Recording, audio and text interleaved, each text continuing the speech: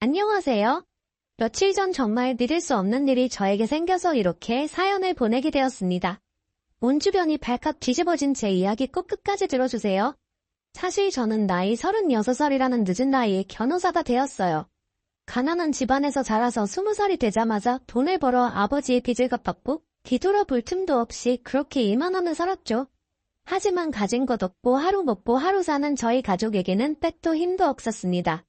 하청업체에서 일했던 아버지가 산업재해로 큰 사고를 당했지만 상대 쪽의 변호사와 법적 인맥으로 제대로 된 보상 하나 받지 못한 채 억울하게 아버지는 생을 마감하셨습니다.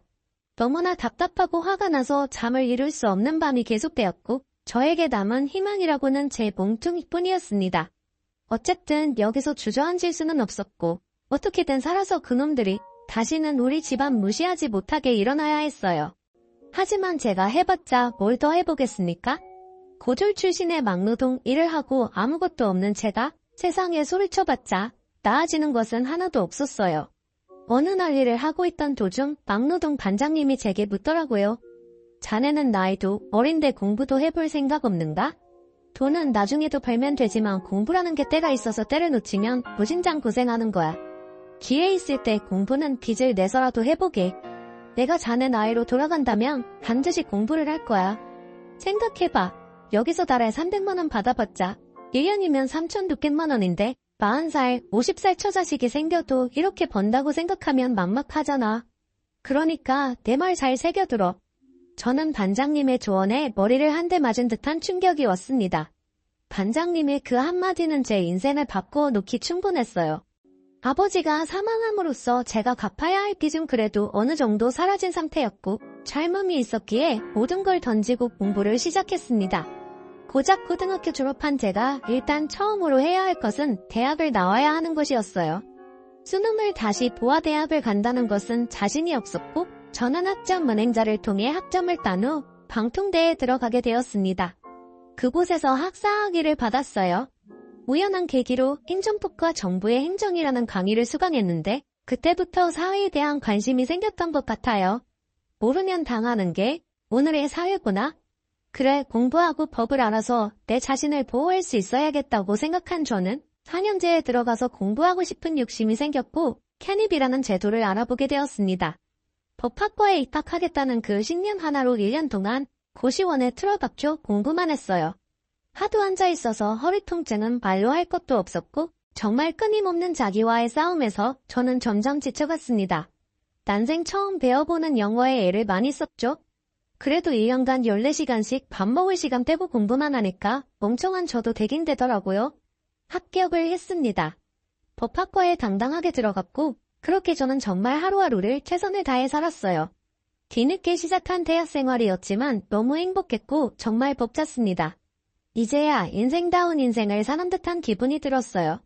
매일 앞자리에서 수업을 듣고 제가 만점을 받는 바람에 교수님이 제게 관심을 주고 애정받는 학생이 되었습니다.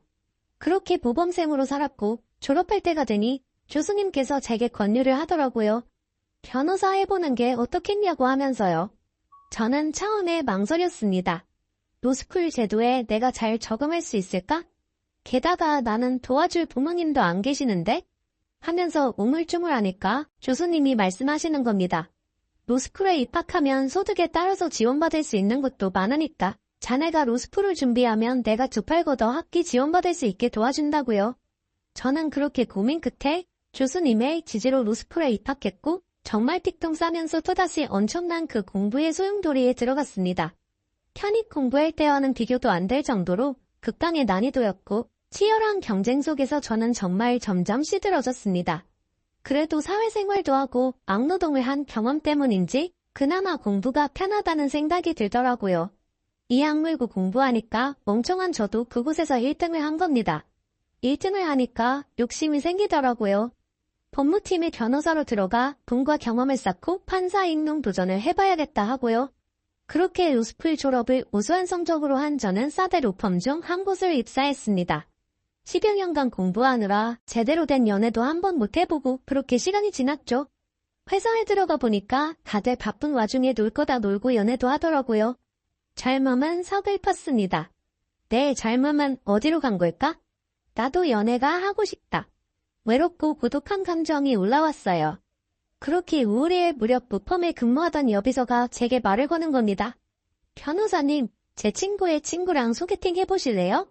이쁘고 엄청 착해요. 애가 마음씨도 참 곱고 한번 받아보세요. 변호사님도 연애하셔야죠. 라고 하면서 제게 권유를 하는 겁니다. 솔직히 외로웠었기에 마다할 이유가 없었어요. 그렇게 저는 미끼를 덥석 물었고 기서를 통해 한 여자와 소개팅을 했어요. 그 여자는 학교를 졸업 후 개인 사업을 준비하는 사람이라고 하더라고요. 처음 만남부터 그녀는 제 마음에 쏙 들었습니다. 너무나 아름다웠고 말 한마디 한마디가 제 마음을 살살 녹였어요. 제가 그동안 외로운 탓도 있었지만 그래도 오랜만에 소개팅에 마음이 잔뜩 들떠 있었죠. 그렇게 저는 적극적인 대시로 그녀와 사귀게 되었습니다. 저는 나이도 있었고 얼른 가정을 꾸려서 외로움을 극복하고 싶었기 때문에 그녀에게 청혼을 했어요. 그런데 청혼과 동시에 그녀에게 아이가 생겼다는 것을 알게 되었고 저는 깜짝 놀랐습니다. 행복했어요. 사실 피임을 했는데도 갑작스러운 임신에 당황했지만 그래도 나이가 있었고 혼전 임신은 어떻게 보면 선물과도 같은 것이었기에 그녀와의 결혼을 바쁘게 준비했습니다. 저는 아이를 보러 가기 위해 그녀와 손을 잡고 동네에 있는 산부인과에 갔어요. 그녀는 태동이 느껴진다고 하며 웃었고 산부인과에서 선생님은 아이가 잘 크고 있다면서 말씀해 주셨어요. 그렇게 혼전 임신한 아내와 행복한 나날들을 보내고 있을 무렵 저는 믿지 못할 이야기를 듣게 되었습니다. 아내와 카페에서 만나 데이트를 하려고 약속을 잡았어요. 저는 원래 약속 시간보다 1시간 일찍 장소에 도착해서 훑어보는 버릇이 있었기에 그날도 그렇게 약속 장소에 일찍 도착해 그녀를 기다리고 있었어요. 그런데 이상하게 뒤통수에서 그녀의 목소리가 들리는 겁니다. 슬쩍 눈을 돌려봤더니 그녀가 전화를 하고 있더라고요. 저는 그녀가 안 보이는 칸막이 자리로 몸을 옮겨 그녀의 이야기를 들었습니다. 그러니까 이번에 변호사 속였잖아. 나는 그냥 사업 준비한다고 했지. 어차피 그 남자 고아야. 아버지 어머니 다 돌아가시고 그냥 개천에서 용난 케이스라서 딱 좋아. 외롭고 고독한 전문직 남자 잘만 구슬리면 되는 거야. 임신한 것도 알아. 피임했으니까 당연히 그 남자 아이는 아니고 손님 아이겠지. 뭐 잘됐지. 혼자 임신했으니까 바로 결혼할 수 있고. 너도 빨리 청담동 아줌마 그 사람 잘 잡아봐. 그래. 나도 잘 되면 다시 연락할게. 라고 하는 겁니다. 그 이야기를 듣는 순간 머리에 소용돌이가 치는 듯했고 순간 온몸이 굳는 듯한 증상이 나타났어요. 그 와중에도 형사 전문 변호사인 저는 습관적으로 바로 녹음기를 켰고 그 증거들을 전부 녹음했습니다. 일종의 직업병이었던 거였죠. 저는 놀란 마음을 감추지 못한 채 손을 부들부들 떨리는 것을 허벅지 사이에 넣고 곰곰이 생각했습니다. 이 사건을 어떻게 해야 할지요. 하지만 고민해봤자 답은 하나였어요. 지금 이렇게 결혼해도 신뢰가 깨진 상황이라 도저히 관계를 지속할 수 없었습니다. 일방적인 이별을 통보하기에는 이미 결혼을 기약하고 같이 경험도 갔기 때문에 저는 선택했어요. 화내지 말고 차분하게 이 모든 것을 이야기하고 깔끔하게 끝내자고요. 그렇게 저는 떨리는 손을 감춘 채 그녀의 앞에 성큼성큼 걸어갔습니다. 그리고는 말했어요. 저기 오라고 하자 그녀는 뒤를 돌아보며 깜짝 놀라더라고요. 여보, 왜 이렇게 빨리 왔어? 아유 깜짝이야 라고 하면서 애교를 부리더라고요. 그 모습을 본 순간 구역질이 났지만 저는 침착하게 그녀에게 말했습니다. 나한테 여보라고 부르지 마. 나 당신 과거 다 알아. 지금 당신 뱃속에 있는 아이 내 아이 아니고 당신이 몽골이며 돈 벌었던 손님들 중에 아이잖아. 배가 불러도 너무 불렀다. 형사사건 전문 변호사인 나를 상대로 지금 이런 파렴치한 일을 벌인 거야? 거짓은 결국 거짓일 뿐이야. 절대로 진실이 될 수 없어. 알겠어? 결혼? 없던 일로 하자. 솔직히 마음 같아서는 당신한테 정신적 피해 보상 민사소송으로 싹 다 걸고 싶은데 이 정도로만 할게.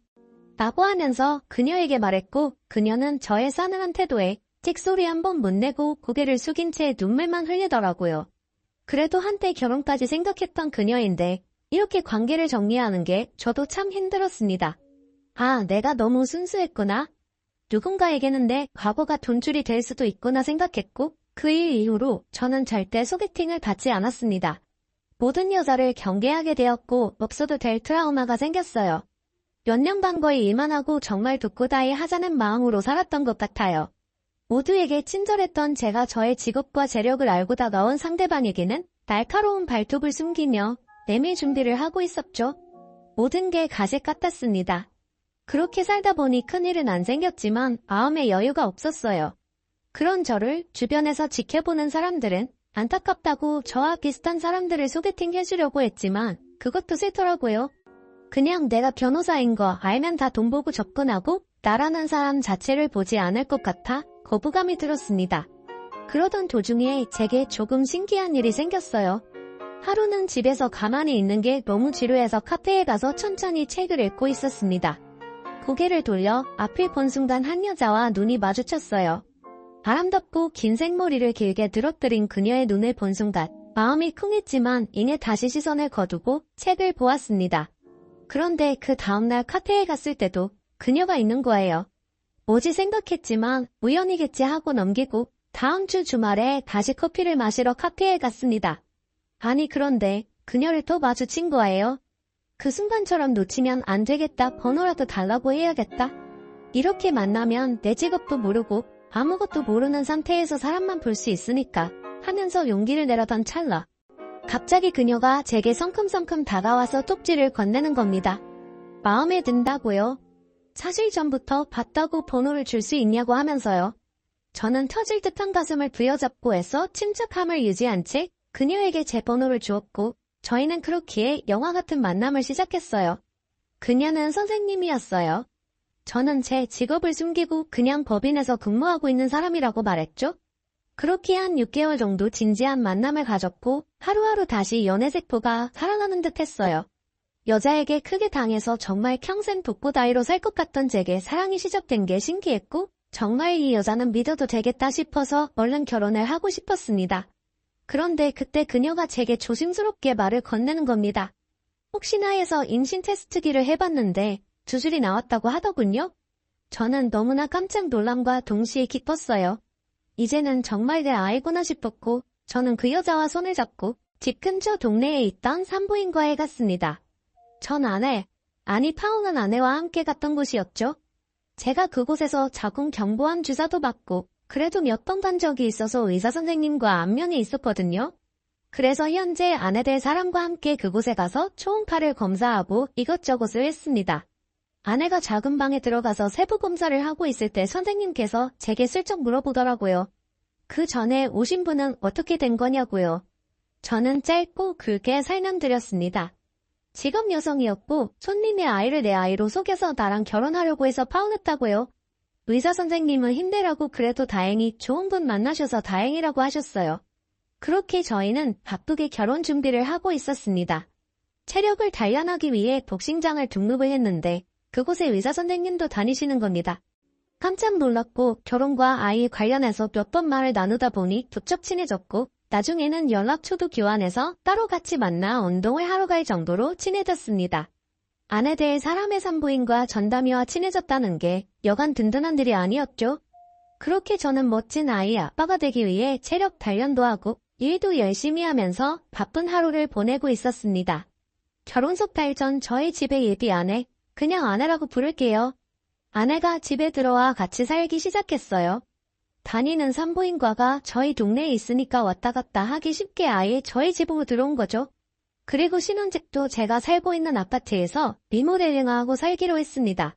그렇게 하루하루를 보내고 있던 중 제가 서류를 작성하다가 헷갈리는 맞춤법이 있었어요. 국어 교사를 하고 있는 아내에게 물어보았죠. 자기야, 여기서 띄어쓰는 게 맞지? 검색해봐. 나도 갑자기 물어보니까 기억이 안 나네. 아마 붙여 쓰는 걸 거야. 라고 하면서 당황하고 잘 모른다고 하더라고요. 아내가 붙여 쓰는 게 맞다고 하니까 저는 붙여서 썼고요. 그런데 마지막에 맞춤법 검사기를 돌려서 확인해보니까 띄어쓰는 게 맞더라고요. 뭐야, 교사가 이런 것도 몰라? 생각하면서 조금 의아해했어요. 하지만 헷갈릴 수도 있는 거니까 대수롭지 않게 여긴 뒤 그렇게 결혼을 차차 준비해갔어요. 아내의 배도 점점 불러왔고요. 그렇게 대망의 결혼식 날이 왔고 저는 부모님이 안 계셨기에 홀로 샵에서 새벽부터 메이크업을 받았어요. 신랑과 아내 집안이 같은 샵에서 받으면 이혼한다는 소리가 있다고 하길래 저 혼자 쓸쓸하게 메이크업을 받으러 갔죠. 아무래도 여자들은 준비하고 드레스 입는데 시간이 오래 걸리니까 저 먼저 식장에 도착해서 이것저것들을 확인하고 있었습니다. 제가 근무하고 있는 법무팀 사람들이 다 오기로 했기에 더욱더 긴장이 되었어요. 뭐 잘못된 것은 없나 살펴보고 있었습니다. 발걸음을 일찍 하신 하객분들께서 1명, 2명씩 들어오셨고 저는 그분들에게 인사를 하며 손님을 맞이하고 있었습니다. 워낙 일찍 도착해서 미리 준비하는 게 습관이라 결혼식에서도 그런 제 태도가 드러난 거죠. 이렇게 미리 도착해 긴장을 달래고 있을 무렵 굉장히 양아치 같은 사람들이 식장으로 들어오는 겁니다. 제 하객은 아니었고 아내 쪽 손님이었던 것 같아요. 어디 강남 바닥에서 놀 것 같은 검은색 가죽 자켓에 스모키, 화장을 진하게 한 여자들과 소매와 목 사이로 보이는 문신들이 있는 덩치가 산만한 남자 3명이었어요. 저는 다른 하객들을 맞이하는데 그 무리가 저를 보면서 막 웃고 자기들끼리 무슨 이야기를 하더라고요. 그때 아내가 도착했고 아내는 그들을 보면서 깜짝 놀라더라고요. 야, 내가 오지 말라고 했잖아. 아, 진짜 너네들 때문에 미치겠다. 야, 왜 우리가 빠지면 섭하지? 우리가 밑바닥에서 같이 보낸 세월이 얼마인데? 우리 둘 중에 지금 제일 공사 잘 차서 시집가는데 그 모습 생생하게 두 눈으로 기억해야 우리가 자격받아서 너처럼 되지 않겠어? 우리 네 신랑한테 말도 안 할 거니까 긴장 풀어라. 우리 그렇게 못된 사람 아니에요? 하고 말하더라고요. 얼굴 표정이 잔뜩 굳어진 와이프는 다시 이내 표정을 고쳐잡았습니다. 뭔가 상황이 이상했지만 그래도 지금 뭐 어떻게 할 수가 없었기에 찝찝한 마음을 감추고 다시 몰려오는 하객분들을 맞이했어요. 회사 사람들도 전부 왔고 다들 독고다이 한다고 그렇게 노래를 부르더니 아니었다고 하면서 제 어깨를 두들기며 놀리셨고 저는 그 덕분에 긴장이 풀렸죠. 시계 진행이 코앞으로 다가왔을 무렵 저기 멀리서 산부인과 의사 선생님이 들어오시는 겁니다. 같은 복신을 다니면서 부쩍 친해졌고 그래서 제가 청첩장을 드렸거든요. 그런데 그 의사분의 얼굴 안색이 너무나 안 좋으셨어요. 그분께 다가가니 그분이 갑자기 제 팔목을 잡으며 말하시는 겁니다. 변호사님 지금 바쁘시죠? 다름이 아니라 꼭 전해드릴 말이 있는데 잠시만 시간을 좀 주실 수 있으세요? 라고 하면서 저를 비상계단 쪽으로 데려가는 겁니다. 저는 회사 동생에게 자리를 맡기고 이야기를 하러 갔죠. 선생님 왜 그러세요? 숨 좀 고르고 말해보세요. 라고 하니 그 의사분이 믿지 못할 이야기를 꺼내는 겁니다. 아니, 변호사님 전 아내분. 그러니까 그 직업 여성인데 직업을 속이고 변호사님께 접근한 그 여자랑 지금 아내 되실 분이랑 아는 사이예요. 놀라지 말고 들으세요. 변호사님 그 여자 카페에서 만난 거죠? 그것도 전부 기획된 만남이었어요. 변호사님과 파혼한 그 여자가 자기 술집 동생을 시켜서 변호사님이 자주 가는 카페에 출몰하게 했고 변호사님의 번호를 딴 거예요. 제가 그걸 어떻게 알았냐면 여기 핸드폰 좀 보세요. 라고 하면서 제 아내의 핸드폰을 건네더라고요. 얼마 전에 핸드폰 잃어버렸다고 아내가 새로 핸드폰을 샀거든요. 아내의 핸드폰이 산부인과 소파 사이에 껴있었던 겁니다. 아내가 검진을 받으러 병원에 갔을 때 주머니에서 핸드폰이 빠져 소파에 낀 것 같고 주말에 병원 대청소를 할 때 의사 선생님이 그 핸드폰을 발견한 거였어요. 핸드폰 주인을 찾아주려고 했는데 일주일이라는 시간이 지나서 그런지 연락이 안 와서 그 핸드폰 잠금을 풀어서 어디에 팔려고 했대요. 공장 초기화를 해서요. 그러다가 컴퓨터를 잘 다루시는 원장님께서 아내의 핸드폰을 컴퓨터에 연결해서 잠금을 풀었는데 그게 판도라의 상자였죠. 그 안에는 내 아내와 전에 파혼한 아내가 함께 저를 다시 꼬셔서 제 돈을 탐내고 인생을 역전하려고 하는 계획이 몽땅 들어있었습니다. 충격적인 것은 전 아내가 했던 수법과 마찬가지로 현재 아내가 임신한 아이도 제 아이가 아니었어요. 피임을 철저하게 해서 관계를 맺는 제 아이를 가지지 못할 것 같으니 손님의 아이를 임신한 뒤 혼자 임신했다고 결혼하자고 한 것이었어요. 그러니까 학교에서 국어교사를 한다는 것도 거짓말이었습니다. 사소한 맞춤법조차 고민하고 대답하고 또 그 대답이 틀렸던 이유가 그제서야 밝혀진 거였어요. 저는 온몸이 달달 떨리고 어떻게 해야 할지를 몰랐어요. 저는 의사 선생님께 부탁했습니다. 그 핸드폰을 좀 받을 수 있냐고 하면서요. 의사 선생님은 당연하다고 어떻게 하면 좋냐고 하며 저를 걱정했고 저는 순간 패닉이 되었습니다. 다리가 후들거려서 아무것도 할 수 없었어요. 결혼식장에서 뛰쳐나가야 하나 그러면 내 회사 동료들은 어떻게 하고 아내한테 지금 전부 말하고 화를 내야 하나 그럼 결혼식 진행은 어쩌지 오만 가지 생각이 들었습니다. 비상계단에 나와서 정말 죽은 사람처럼 얼굴이 새파랗게 서 있으니 제가 다니는 루폰 대표분께서 제게 다가와 말하더라고요. 무슨 일이야 결혼식 전에 이렇게 긴장해서 어쩌려고 많이 떨리지 하고 나면 아쉬운 것밖에 생각 안 나니까 최대한 즐겨라고 하더라고요. 저는 조심스럽게 말했죠. 대표님 이것 좀 보세요라고 하면서 아내의 핸드폰을 건넸고 그 안에 있던 정말 충격적인 모든 계획과 내용들을 보여줬어요. 대표님, 저 지금 결혼식장 뛰쳐나가는 게 맞습니까? 아니면 끝까지 진행하고 고소하는 게 맞습니까? 저쪽에 저 가죽 입은 무리들 보이시죠? 저 사람들이 아내랑 같이 가게에서 일했던 직업 여성 남성들이랍니다. 소름이 끼쳐서 지금 뒤통수가 얼얼해서 무엇을 할 수도 없을 것 같아요 라고 하자 대표님은 최 변호사 어쩌나. 걱정하지 말게나 일단 식은 진행시켜 그리고 뒤에 싹 다 홍보하고 고소 진행하자. 내가 로펌 사람들한테는 말할 테니까 자네는 걱정 말고 일단은 자네 친지 쪽도 왔으니 진행시킨 뒤에 해보자고. 저는 그렇게 굳은 표정으로 시를 진행시켰습니다. 그리고 사람들 식사까지 끝난 뒤 저희 우펌 사람들과 함께 아내에게 찾아가 말했습니다. 당신 김현지랑 아는 사람이지? 나랑 예전에 결혼하려고 했던 여자 내가 모를 것 같아? 당신 딱 걸렸어. 그쪽 업계는 형사 전문 변호사가 무섭지도 않나 봐. 이게 얼마나 큰 범죄인지 모르지? 라고 하자 그녀는 닭똥 같은 눈물을 흘리며 말하더라고요. 무슨 소리야 자기야 나 선생님인데 도대체 무슨 말을 듣고 나한테 이래? 라고 하는 순간 갑자기 아내의 업소 동료들 가죽 잠바 무리들이 달려와 말하더라고요. 저희 같은 학교에서 근무하는 사람들이에요. 업소 사람이라뇨? 무슨 소리를 하는 거예요? 라고 하자마자 저희 우펌 대표님이 아내의 핸드폰을 들이밀며 말했습니다. 너네 강남에서 근무하는 업소 사람들이잖아. 우리 그쪽 경찰 형사들 잘 아는데 단속 한번 돌려서 너네 인생 망하게 해줄까? 여기 핸드폰에 너희들이 몽불려서 돈 번 거 다 나오는데 이거 형사 쪽으로 넘어가면 어떻게 되는지 알지? 최 변호사를 상대로 작업을 해? 딱 기다려. 우리가 아주 법의 따끔한 맛을 보여줄 테니까. 하고 말을 했고 그 사람들은 얼굴이 굳어서 아무 말도 하지 못했어요. 결국 제가 속한 변호사 회사 사람들의 총력을 기울여 그 여자에게 형사, 인사소송 그리고 각종 소송들로 그녀에게 복수를 했고 아내와 함께 근무한 그 사람들도 관련법 위반 혐의로 경찰에 증거를 남겨 그놈들 전부 재판장에 서게 되었어요. 파혼한 전 아내 그리고 아내가 될 뻔한 현 아내 모두 결국 제 앞에서 용서해달라고 두 손을 싹싹 빌며 용서를 빌었지만 저는 가차없이 거절했습니다. 결국 그 사람들 모두 벌금형의 이자료로 돈을 물어주게 되었고 집행유예 경력이 있었던 전 아내는 결국 동일 범죄로 인해 감옥에 들어가게 되었습니다. 위자료의 민사소송 패소로 인한 엄청난 금액을 제게 주게 생긴 그녀는 기까지 냈고 결국은 인생이 완전히 나락으로 떨어졌고 지금 알코올 중독에 걸려 몸과 얼굴이 망가져 시골 다방에 내려가 일을 하고 있다고 하더라고요.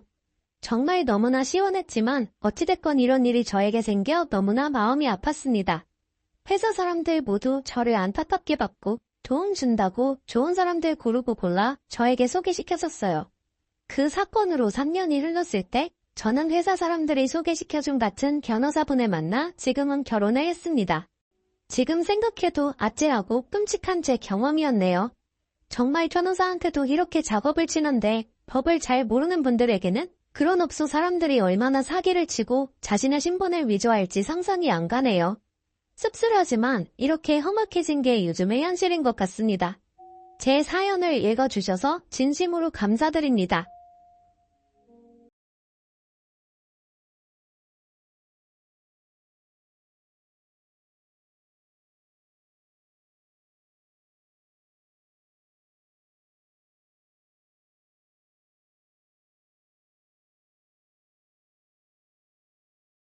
남편이 제 탓이라네요. 결혼 전에 남편 외갓댁에 인사드리러 간 적이 있었어요. 그때 외삼촌 네가 언제 어디로 이사하냐고 물어보시길래 이사 계획 말씀드리고 이사 다 하면 언제 한번 초대할게요 라고 제가 대답했습니다. 남편 할 네가 그때 초대한다 하지 않았냐. 예, 했죠. 했는데 그건 집들이 주최하는 집주인 마음이죠. 하지만 어머님 환갑잔치는 어머님이 멋대로 날짜 정하고 초대도 마음대로 하지 않았냐. 나는 아직 준비가 안 돼서 안 된다 하며 어머니께도 내가 전화해서 그렇게는 못하겠다고 말씀드릴 거다라고 하니 남편이 그럼 자기가 너무 서운할 거라네요. 남편이랑 이 일로 계속 대화하다 끝끝내 제가 화를 냈습니다. 아 하고 소리를 질렀어요. 그러니까 남편이 벙쪄서는 이상한 여자 쳐다보듯이 저를 바라보더라고요. 연애하면서부터 지금까지 단 한 번도 남편에게 이렇게 화낸 적이 없었어요. 역시 남자들은 결혼하면 효자가 된다더니 이놈도 다를 것 하나 없는 놈이었네요. 싸울 당시 저랑 남편은 같이 볼일 보러 나갔다 귀가하는 길이었는데 저는 남편한테 당장 차를 세우라 하고 내렸습니다. 남편에게 먼저 집에 가라고 한 뒤에 저는 친동생네 집으로 갔어요. 그리고 친동생네에서 한참 엉엉 울다가 정신을 차리고 시어머니에게 전화를 했습니다. 어머님이 평상시 저에게 잘 대해주셨기에 최대한 무례하지 않게 말씀드렸어요. 우리 집 정리 하나도 안 되어 있고 손님들 오셔도 식기랑 여분, 밥상이랑 이불도 없다. 나중에 초대하면 안 되겠냐라고요. 환갑 당일에 신우집에서 술 파티 하시고 친척들 전부 자고 가신다고 하셨거든요. 그럼 아침도 차려야 하고 화장실도 하나뿐인 코딱지만한 20평대 아파트라 자고 가는 건 말도 안 되는 이야기 아닌가요? 그랬더니 어머님이 일단 알겠다 하고 전화를 끊으셨어요. 그래서 저는 한시름 놓았죠. 그런데 이틀 뒤 신우집으로 택배가 왔습니다. 시어머님 이름으로 왔더라고요. 뜯어보니 꽃무늬 플라스틱 식기 세트였습니다. 기세 식당에서는 쓸 법한 그런 거였어요.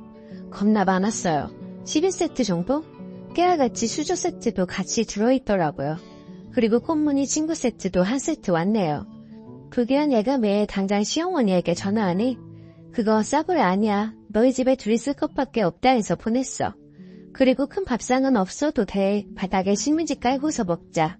너희는 장소만 제공하는 거야. 부담 가지지 마 라고 하십니다. 하시는 말씀들이 너무 어이가 없어서 일단 전화를 끊었습니다. 그리고 남편에게 고래고래 화를 냈더니 남편이 다시 어머니에게 전화를 걸어 나중에 하면 안 되겠냐고 했지만 씨알도 안 먹혔어요. 어떡해요 저. 시간을 2달 전으로 돌릴 수만 있다면 뭐든 하겠어요.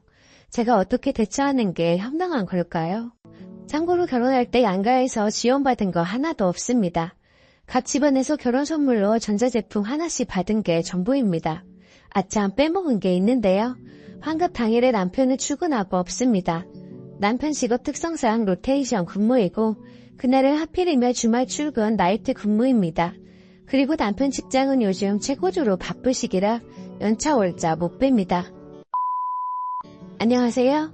후기는 작성할 생각이 없었는데 요청이 많아 작게나마 써보려 해요. 결론부터 말씀드리면 집들이 겸 환갑잔치를 했습니다. 사이다 후기가 아니라 면목 없네요. 댓글을 보고 친정으로 피신해 있을까도 생각해서 친정엄마한테 전화했는데 저희 엄마도 어쩔 수 없는 옛날 사람인가 봐요. 언젠가 한 번은 거쳐야 하는 일이라며 눈 딱 감고 하랬어요. 결국 몇 날 며칠 생각에 생각을 거듭하다 큰맘 먹고 하게 됐습니다. 저와 남편이 없는 집에 손님들 알아서 놀다 가라 하기엔 너무 찝찝했고 무작정 잠시 타기에도 뒷일이 걱정됐어요. 저는 제가 생각했던 것보다 훨씬 겁쟁이였나 봐요. 당일에 그냥 삼겹살만 몇 덩이 사다 놓고 다른 장은 하나도 안 받은 채 손님들을 맞이했어요. 물론 상도 안 차려두고요. 어머님이 장을 다 봐오시긴 했어요. 그리고 환급상도 어머님과 외숙모분이 거의 다 차리셨어요. 저는 요리 일도 모르는 요리 무식자인 척하며 주방 도구가 어디 있는지 알려드리고 구경만 했죠. 정말 바닥에 신문지 깔아드리고 어머님이 보내주신 꽃무늬 그릇들을 꺼내 해결했습니다. 저녁 식사 뒤처리는 다행히도 집에 식세기가 있어 쉽게 했어요. 저녁 식사가 밤늦게 끝난 후에도 손님들 모두 잘 생각을 하지 않으셔서 저는 그냥 먼저 자러 들어가겠다고 하고 방으로 쏙 들어와 쉬었습니다. 아침 식사는 제가 그래도 남편 낳아준 어른인데 미역국 정도는 끓여드리자 싶어 미역국 끓이고 나머지 반찬들은 퇴근하고 온 남편한테 만들라고 해서 대충 먹었어요. 아침 식사 뒤처리도 대부분 남편이 했습니다. 아무튼 저희 집에서 그렇게 한바탕 하시고는 인근의 식당 빌려 잔치 한 번 더 하고 가셨어요. 어머니께는 내려가실 때 확실히 말씀드렸어요. 이제 저랑 의논하지 않고 마음대로 신혼집을 약속 장소로 잡지 마시라고. 만약 또 이런 일이 있다면 저는 이혼도 마다하지 않으려 해요. 이번 한 번으로 충분하니까요.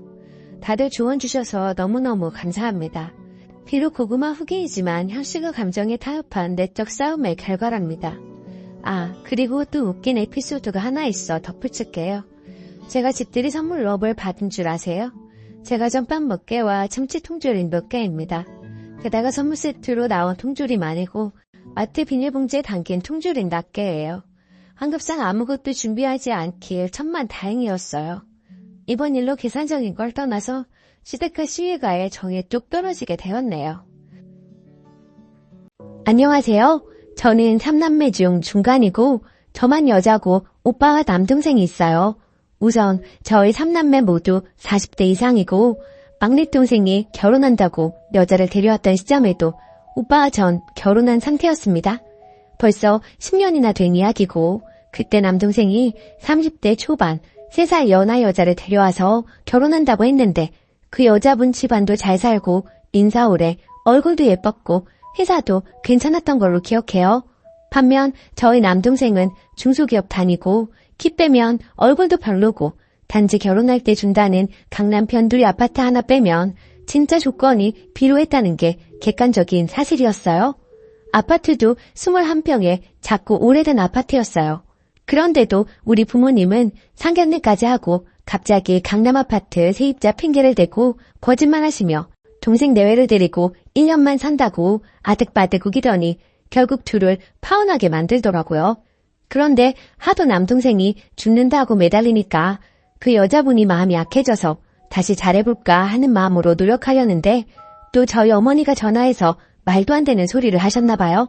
내가 너희들이 또 싸우지 어떻게 하니? 네가 나한테 믿음을 줘야지 내가 허락을 해주지. 10년 동안 나한테나 아들한테 잘하는 모습을 보여주면 그때 아파트에 들어가서 살게 해줄 거다. 강남 아파트는 아무나 있는 줄 아니? 요새 젊은 사람들 하우스포라고 해서 은행에서 집 빌리고 젊음 다 바쳐가면서 집 가주려고 하는 거 알지? 너희는 얼마나 좋니? 하시며 얼토당토하는 소리를 하시고 그 전에는 원룸이나 임대아파트 살라고. 근데 그것도 불가능한 게 남동생은 모아놓은 돈은 없지만 그 여자분은 증여받고 본인이 모은 돈이 그 당시에 4억 정도 넘나? 그래서 임대아파트도 못 들어가는 상황이었어요. 떡하니 아파트 한 채 가지고 있는 여자한테 그 필요한 아파트 하나 들이밀며 협박 아닌 협박을 하던 저희 엄마였죠. 그래서 금융재산 내역까지 떼와서 이만저만해서 힘들다 어쩐다 하니까 그럼 그 돈으로 집 얻어서 10년 이상 애 낳고 알뜰하게 사는 모습 보여주면 인정하겠다고 그러다가 결국 여자분이 친정부모님 생각해서 포기하겠다고 했어요. 전화번호까지 바꾸고 남동생과 헤어졌는데 남동생하고 연락할까봐 저희 엄마가 먼저 전화번호 바꾸라고 하셨다네요. 그 뒤로 당연히 남동생은 폐인돼서 그나마 다니던 중소기업도 때려치우고 술 마시고 빚 만지고 엉망진창으로 살기에 10년간 집에서 그 빚만 갚아준 게 거의 1억입니다.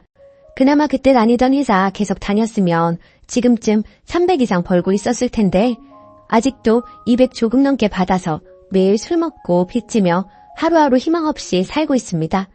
반면 그 여자분은 시집가서 아기 낳고 매우 잘 살고 있다고 하더라고요. 당연히 그럴 만한 게 10년 전에도 결혼할 때 4억이나 해오려는 여자였는데 그때 당시 강남 변두리 아파트 가격 4억 조금 넘었거든요.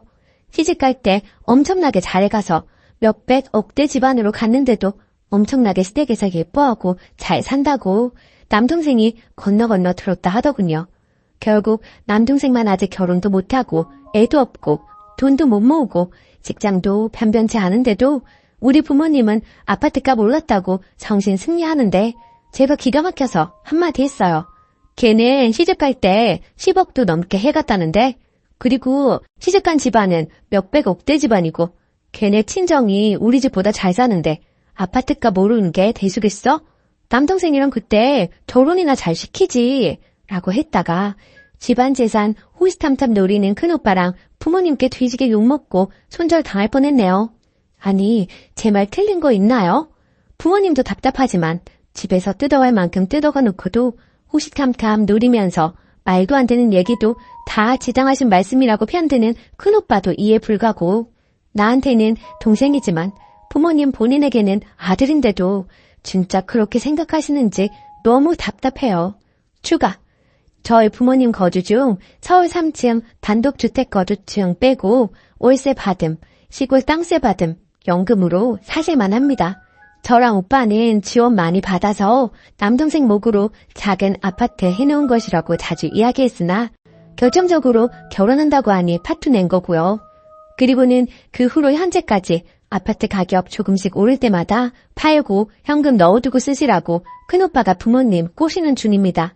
저는 그러면 부모님 세금 부담 늘고 진짜 막내가 장가가든 못 가든 집 한 채는 온전히 해줘야 하는 거 아니냐고 반대했어요.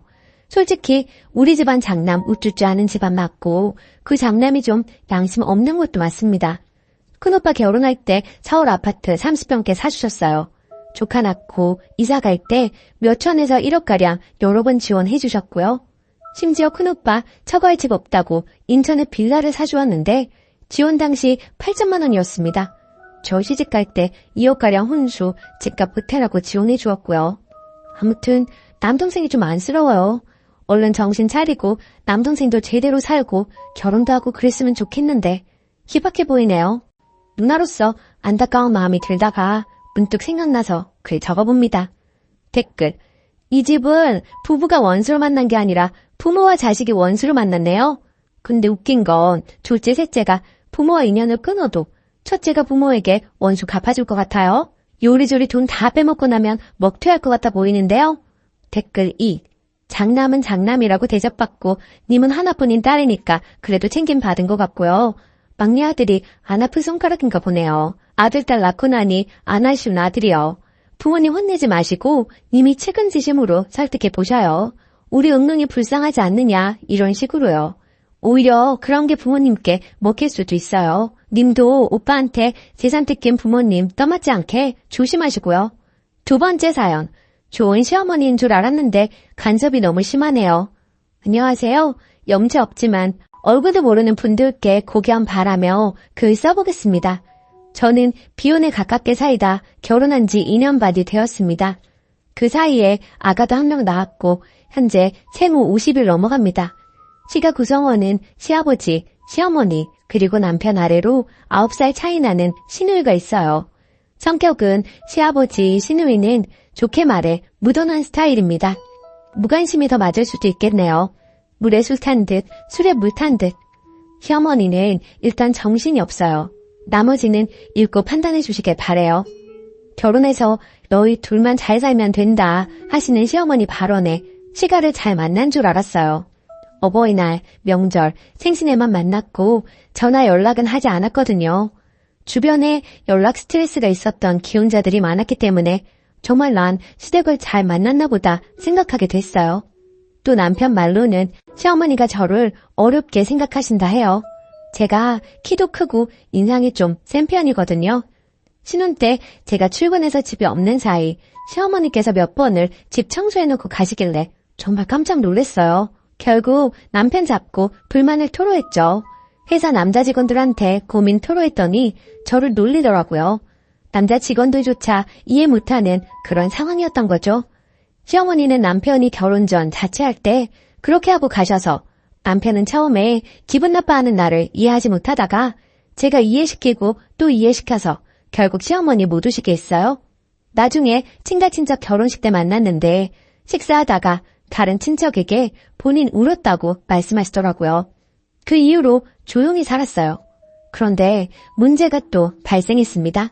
제가 출산하면서 아기 낳으러 집 비운 동안 남편이 시아버지께 욕실의 세면대 고장난 부분을 고쳐달라고 부탁했고 저도 세면대만 고쳐 놓았을 거라 생각했어요. 시어머니가 시아버지께서 우리 집 간다 하니 따라오셨나 보더라고요. 그런데 집에 와보니 시어머니가 서랍장을 사다 놓은 거예요. 솔직히 거지 같진 않지만 딱 봐도 중고이고요. 원래 쓰던 서랍장은 망가뜨려 놓아서 복도에 나와 있고 쌀 넣어놓는 가구 위치도 바꿔놓고 싱크대랑 욕실에 처음 보는 수세미들이 있고 찬장엔 처음 보는 믹서기가 있었는데 집에 처박혀 있던 것 같은 사용감이 있고 조금 더러운 중고였고요. 또 그릇들도 있었는데 믹서기와 같은 상태였고 새 것 아니었어요. 바디워시를 다른 두 제품을 한 통에 섞거나 용기 겉면에 매직으로 바디워시라고 써놓았더라고요. 저는 제가 없는 동안 집 인테리어가 바뀔 정도의 변화는 예상도 못했고 남이 쓰던 것 같은 상태의 물건들을 쓰고 싶지도 않았어요. 남편이랑 결국 또 싸웠어요. 위에 언급한 것들 볼 때마다 우라통이 터지고 안 그래도 출세하는 모든 것이 처음이라 어렵고 신행하라 저는 좀비 상태로 지낸다고 힘든데 그것들이 보일 때마다 울분이 올라오더군요. 어찌저찌 그냥 버티면서 지내다가 아기는 한번 보여드려야겠다 싶어 어느 날은 초대를 했어요.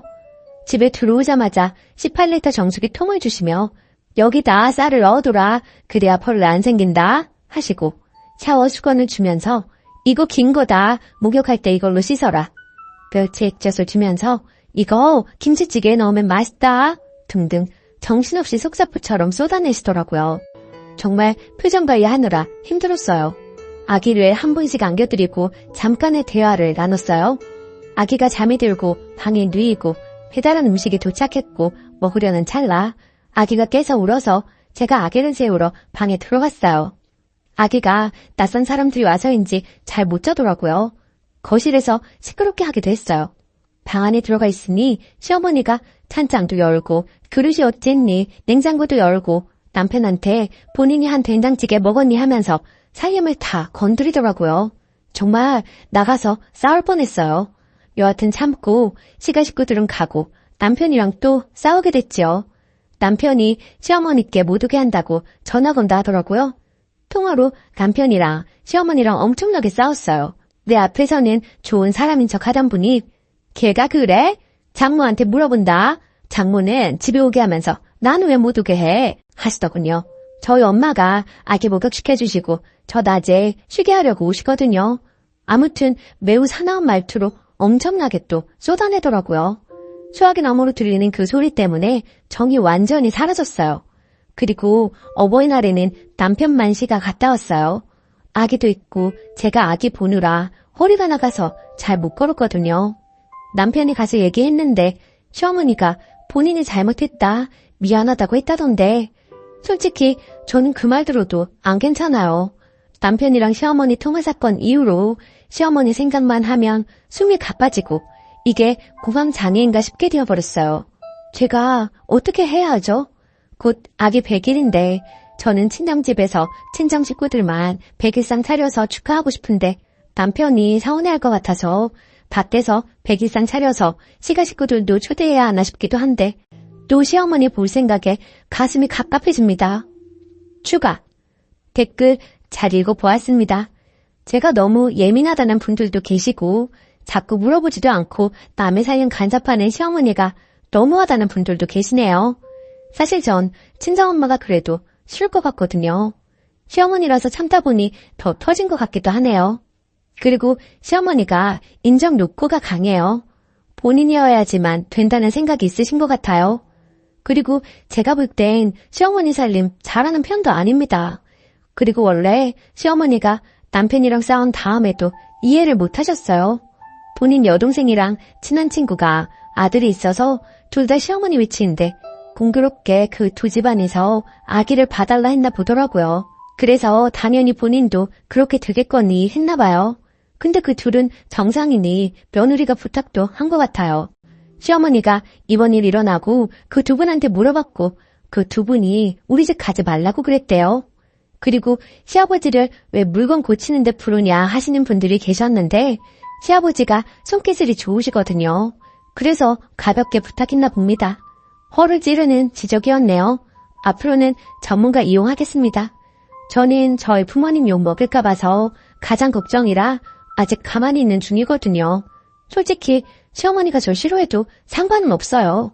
어차피 노력하든 안 하든 저 좋아할 사람은 좋아하고 싫어할 사람은 싫어하니까. 다른 사람이 나에 대해 갖는 호감, 비호감에 관해 관심 없고요. 하지만 중간에서 남편이 많이 힘들 테니 정말 최소한의 도리는 해야겠다라고 생각의 정리는 맞췄네요. 댓글 읽고 남편 잡지 말고 잘해줘야겠다 싶었어요. 남편은 제 편이어야 하니까요. 100일은 시댁 식구들하고 밖에서 소소하게 밥 먹어야겠습니다. 깨달음 주셔서 감사해요. 댓글 1. 아들이 좀 막내 스타일인가 봐요.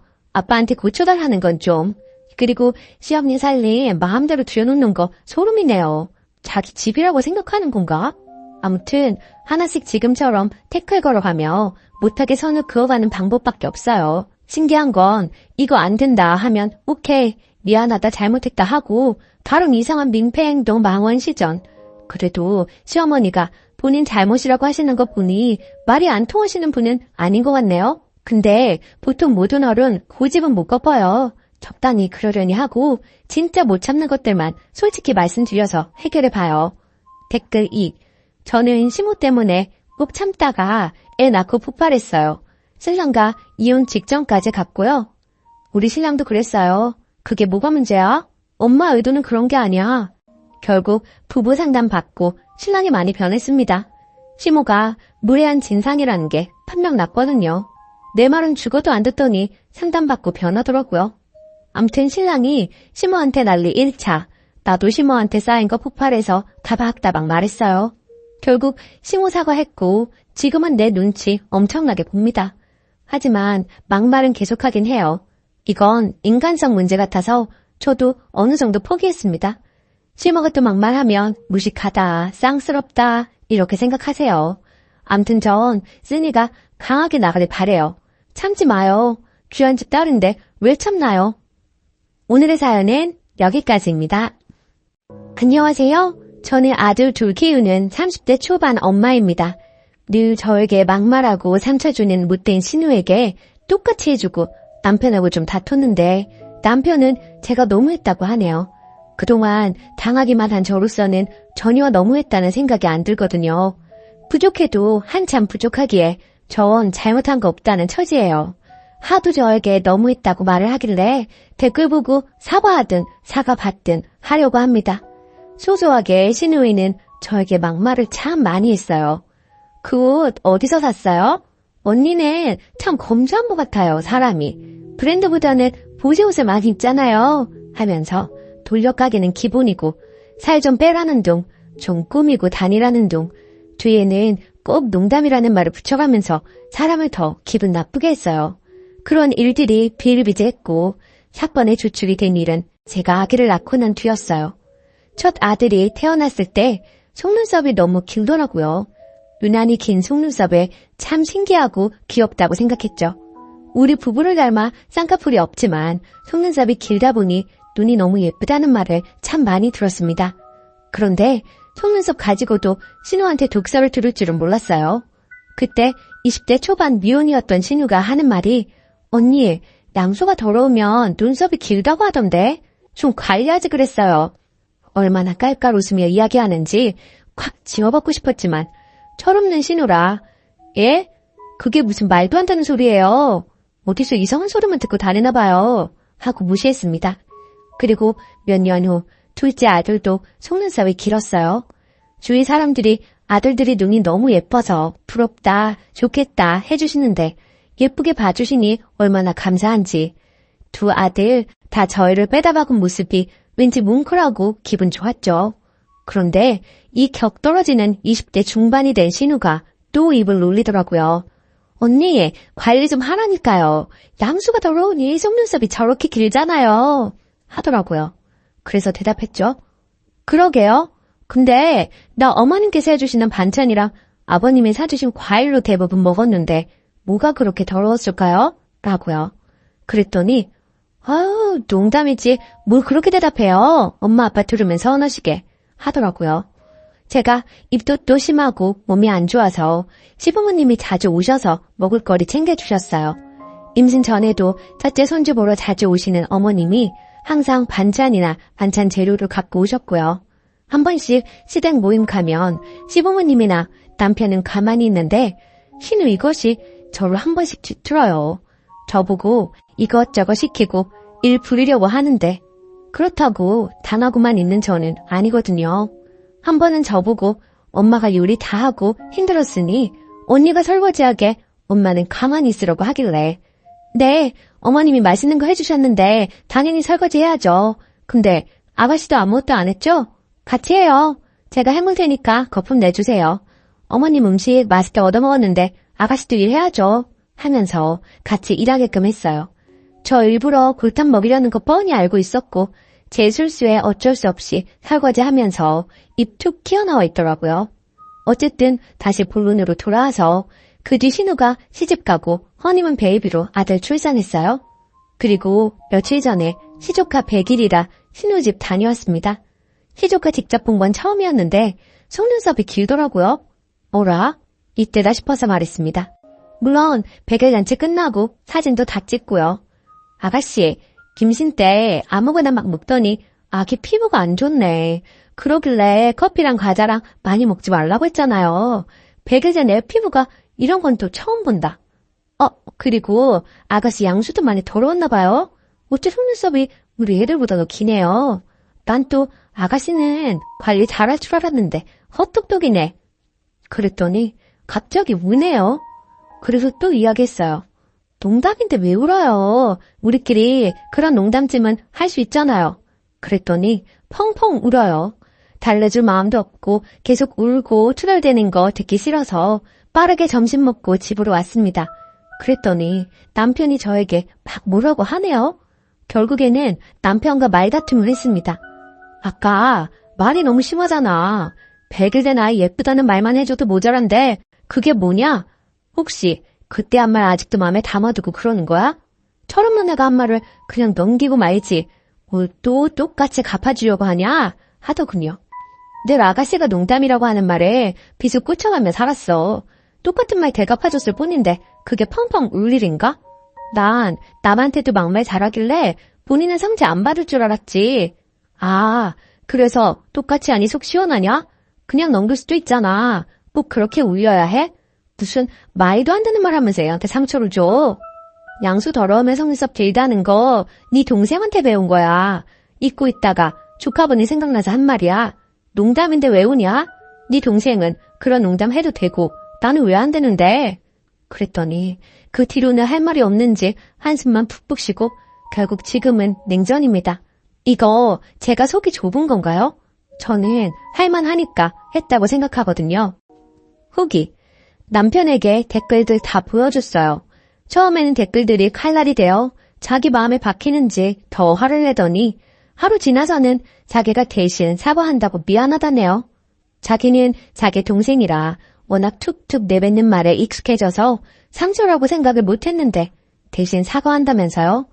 그래서 신우가 그동안 했던 험한 말들 사과하기 전까지는 저는 신우 만날 생각이 없다고 본인도 자기가 한 말인 걸 잘 알 텐데 내 사과 기다리지 말고 스스로 사과한다면 그나마 가족의 정으로 용서해주겠다고.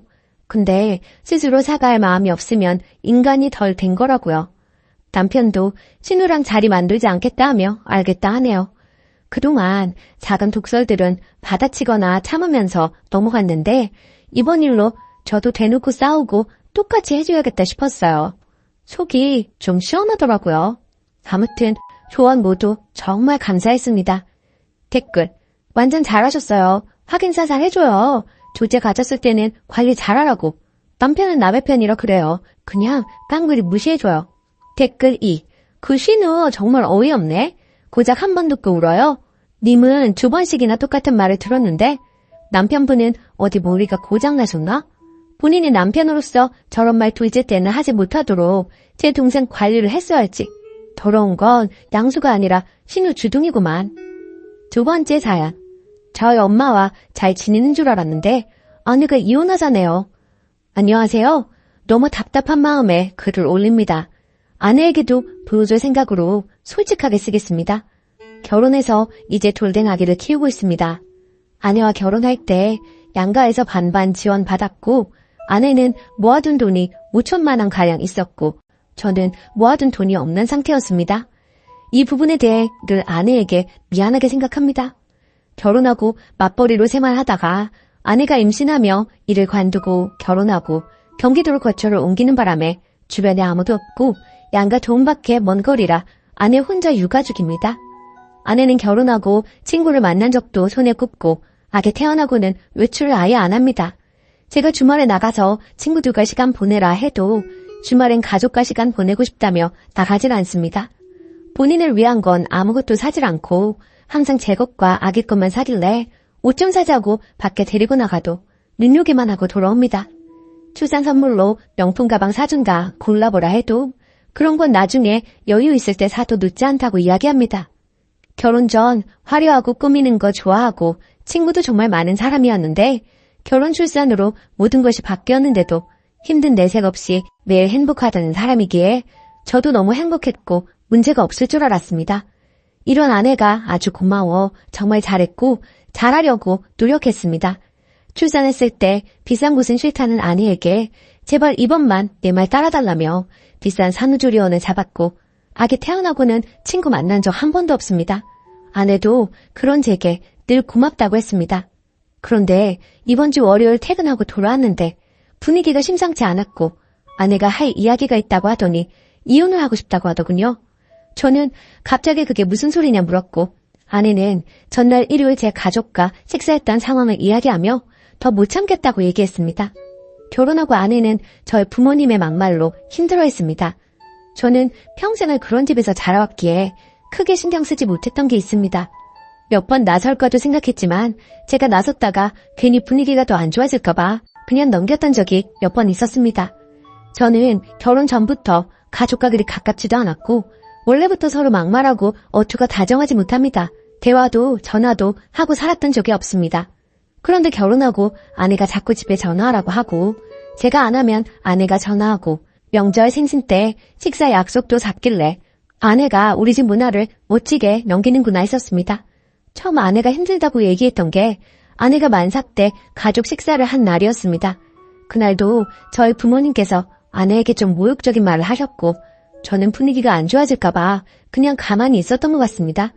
아내가 그날 여태는 그냥 넘겼지만 아기 앞에서는 이런 모습 보이고 싶지 않다며 날 야라고 부르시는 것과 명령체를 쓰시며 비하하는 말, 모욕적인 말을 하시는 걸 못하게 막아달라고 했습니다. 솔직히 여태 그냥 넘겨놓고 이러는 게 저는 이해가 안 가기도 했습니다. 그리고 솔직한 말로 진짜 저는 부모님을 안 보고 살아도 상관없어서 그냥 우리 부모님 보지 말고 살자고 했고 아내는 그런 걸 원하는 게 아니라며 그냥 잔인 장모님이 저를 대하는 것 정도만 원한다고 이건 네가 바로 잡아줘야 한다고 했습니다. 그날 이후로 몇 번의 가족 식사가 있었고 부모님께서 거스르는 말씀은 몇 번 하셨지만 심하지 않아 그냥 넘어갔던 걸로 기억합니다. 아내도 별말 없길래 괜찮은 줄 알았는데 갑자기 이혼하자 하니 전 너무 벙찝니다. 여태 저희 부모님들께서 하셨던 행동들과 말들을 날짜별로 모두 정리해서 적어둔 걸 보여주며 여태 본인은 이만큼 참았고 아기를 위해서도 더 그만 참고 싶다고 합니다. 일요일 가족 식사 때 아버지께서 담배를 피우고 아기를 만지고 뽀뽀하셨다는 걸 아내가 나중에 알게 됐고 아내가 아버님 담배 피우고 아기를 만지고 뽀뽀하신 거야? 물었을 때 제가 응, 손 씻고 내가 봤어 라고 했을 때 아무 말 없길래 그냥 넘어가는 줄 알았습니다. 그런데 자기는 그날 마음이 식었다고 합니다. 제가 아무리 울고불고 매달려도 제가 울면 안아주고 같이 울던 사람이 표정 하나 없이 당장 이혼이 힘들면 별거하며 생각할 시간을 갖자고 합니다. 솔직히 전 부모님이랑 영 끊어도 상관없습니다. 결혼 전에 저는 정말 불행했어요. 결혼하고 이제야 행복해졌는데 제가 왜 우리 부모님 때문에 이런 일을 겪어야 하는지 정말 너무 아내를 붙잡고 싶습니다. 제발 아내를 잡는 방법을 알려주세요. 후기. 여러분들의 조언을 통해 그동안 제가 얼마나 잘못했는지 궁극적인 문제는 저에게 있다는 것을 절실히 깨달았습니다. 아내는 단호한 성격으로 한번 마음먹으면 잘 변하지 않기에 결국 저희는 별거를 했었습니다. 2개월가량 하게 되었고 그동안 아내에게 매일같이 편지 쓰고 마음을 돌리려고 노력했어요. 그리고 아내에게 앞으로는 절대로 이런 일이 없을 것, 이혼을 제외한 모든 걸 아내가 원하는 대로 할 테니 한 번의 기회를 더 달라고 했습니다. 그래서 결국엔 다시 합치게 되었고 시댁과 만남 횟수와 시간을 줄여서 최소한 교류를 하기로 했고 혹시나 또 부모님이 잘못된 언행을 하시면 적극적으로 제가 해결하기로 했습니다. 정말 이혼을 했으면 어쩔 뻔했나 너무 아찔하고 무서웠네요. 한 번의 기회를 더 얻었으니 이제부터는 더 아내의 말에 귀 기울이겠습니다. 정말 감사합니다. 댓글. 부모 앞에서 아무 말도 못할 수는 있는데 그게 반복되는 순간 아내를 어떻게든 부모와 떼어놓았어야 해요. 직접적으로 개입해서 아내를 도와줬어야죠. 그런 모습도 안 보이는데 어떻게 평생을 같이 살 수가 있나요? 댓글 2. 너희 부모가 문제가 큰 게 아니라 이 험한 세상에서 겨우 자기 부모도 못 막아주는 네 놈을 믿고 살 수가 없다는 거예요. 글만 봤는데도 님이 얼마나 찐따 같은지 잘 느껴지는데 님이랑 살 부비고 사는 마누라는 어땠겠어요? 오만정 털릴만 하지. 이 와중에 부모 탓만 하고 있는 거 보니까 평상시에 다른 일에도 어떤 태도일지 뻔하네요. 한 번 더 기회가 있으니 잘하세요. 일단 지금은 그냥 시부모님이랑 아예 안 만나게 하는 게 낫겠어요? 오늘의 사연은 여기까지입니다. 안녕하세요. 다름이 아니라 오늘 좀 황당한 일이 있어서 이렇게 글을 쓰게 되었어요. 글쎄, 시누이가 어머니한테서 돈을 빌려간 걸 오늘 알게 되었어요. 한 10년째 어머니 생활비 제가 20만 원씩 드리고 있어요. 어머니는 월세 좀 받아서 생활하고 계십니다. 전 시누이가 용돈 15만 원씩 준 지 한 8년 정도 되는 걸로 알았는데 시어머니의 쌈짓돈이 제법 많으셨네요. 시누이가 어머니 돈 죄다 융통해서 쓰고 있는 줄 그간 몰랐었어요. 시어머니랑 대화 중에 제가 저희 아파트 중도금 때문에 힘들다고 했더니 빌려주시겠다고 하시더라고요. 솔직히 좀 놀랐어요. 그리고 어떻게 저희 중도금은 저희 능력으로 해결할 수 있기 때문에 거절은 했는데요. 시누이가 어머니 돈 야금야금 가져가고 있었으면서 시침이 딱 되고 언제나 기계 등등했던 걸 생각하니까 너무 얄밉네요. 저희 시누는 저에 대한 배려는 하나도 없는 사람이거든요. 친정에 와도 손 하나 까딱하지 않고요. 그렇다고 일하는 며느리에게 미안하거나 걱정해주는 그런 거 하나도 없습니다. 여왕처럼 그렇게 바쁘죠. 말도 함부로 하고 너무 거만한 게 기가 찹니다. 그리고 어머님은 자꾸 제 앞에서 집을 아들 명의로 돌려야 하는데 라고 하세요. 막상 저는 크게 그런 부분에 관심도 없는데 자꾸만 저렇게 말씀만 하시니 이제는 저 부리려고 하시는 술집처럼 느껴집니다.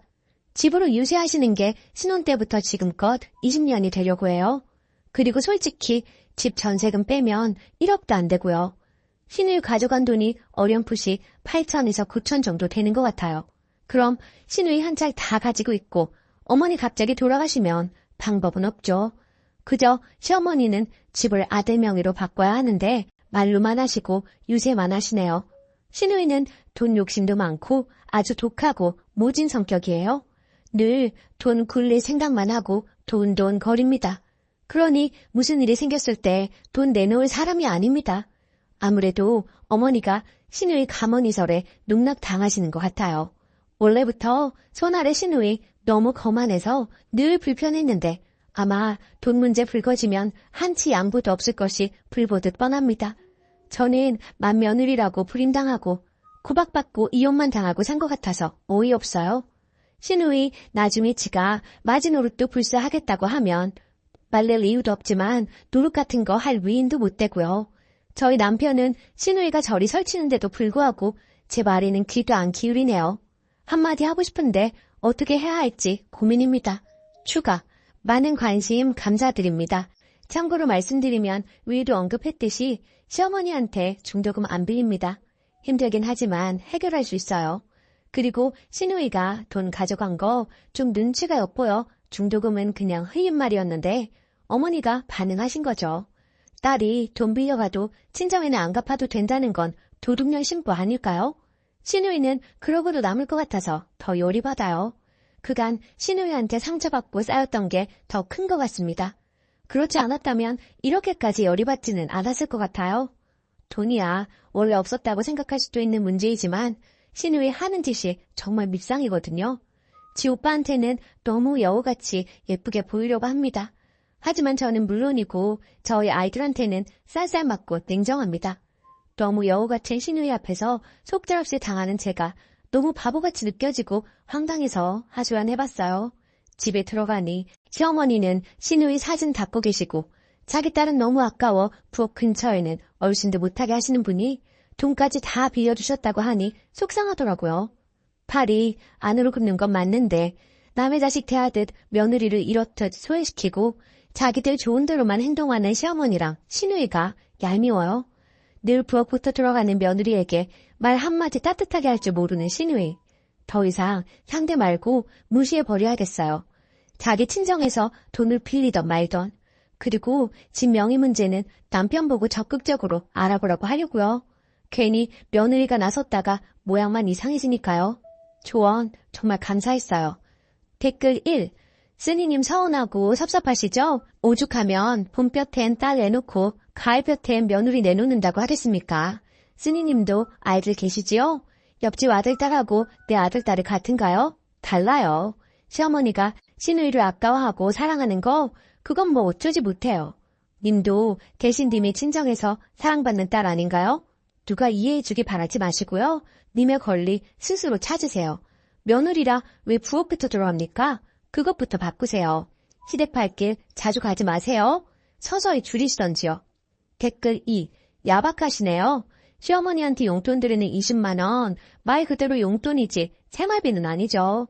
결국 시어머니가 약간의 경제력이 있다는 건데 설사 경제력이 없어도 내 손 떠난 돈의 쓰임 출처까지 이렇게 검사해야 하는지요? 어머니로서는 시누이가 딸인데 아들만 자식인가요? 그리고 아들딸 입장을 떠나 자식된 도리로 용돈 드리는 거 아닌가요?